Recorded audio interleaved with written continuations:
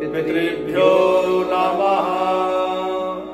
भक्त्या तुष्यन्ति पितरस्तुष्टाः कामान् दिशन्ति ते। पुत्रं पौत्रं धनं धान्यं कामान्यान् मनसेच्छति। भक्त्या चाराधितो दद्यां नृणां प्रीतः पितामहः।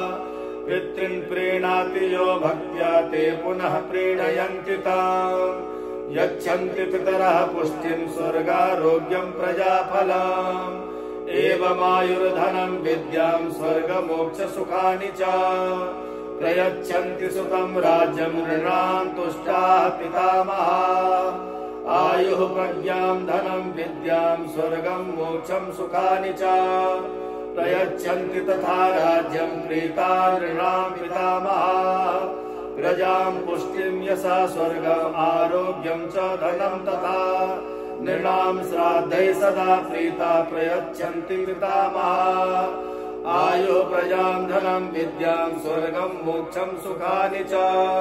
प्रयच्छन्तु तथा राज्यं प्रीता नृणां पितामहः। आयुः प्रजां धनं विद्यां स्वर्गं मोक्षं सुखानि च। प्रयच्छन्ति तथा राज्यं पितरः श्राद्धतर्पिताः।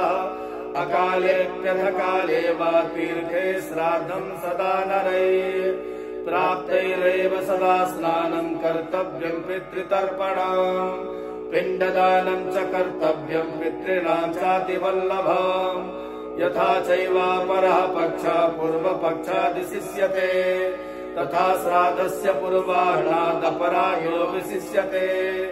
तथैव शुक्लपक्षाद्वे पितॄणामसितः प्रियः तथा पराह्नः पूर्वाह्नात् पितॄणामितिरिच्यते। सायाह्नस्त्रिमुहूर्तः स्यात् श्राद्धं तत्र न कारयेत्। राक्षसी नाम सा वेला गर्हिता सर्वकर्मसु। रात्रौ श्राद्धं न कुर्वीत राक्षसी कीर्तिता हि सा। सन्ध्ययोरुभयोश्चैव सूर्यो चैव चिरोदिते। तस्मात् श्राद्धं न कर्तव्यं चतुर्दश्यां द्विजातिभिः। शस्त्रेण तु हतानां वै तत्र श्राद्धं प्रकल्पयेत्। प्रतिपत्प्रभृतिस्वेतान् वर्जयित्वा चतुर्दशी। शस्त्रेण तु हता ये वै तेभ्यस्तत्र प्रदीयते। प्रतिपत्प्रभृतिः ये तद्वर्जयित्वा चतुर्दशी। शस्त्रेण तु हता ये वै तेषां श्राद्धं प्रदीयते। पितृपक्षे चतुर्दश्यां यः श्राद्धं कुरुते नरः सन्ततिस्तु हनिष्यन्ति विना शस्त्रे हते मृते। श्राद्धं दानं चतुर्दश्यां विना शास्त्रनिपातने। ज्येष्ठपुत्रो विनश्यन्ति पितॄणां वा अधोगतिः। अवश्यं तु युवानोऽस्य प्रमीयन्ते नरागृहे।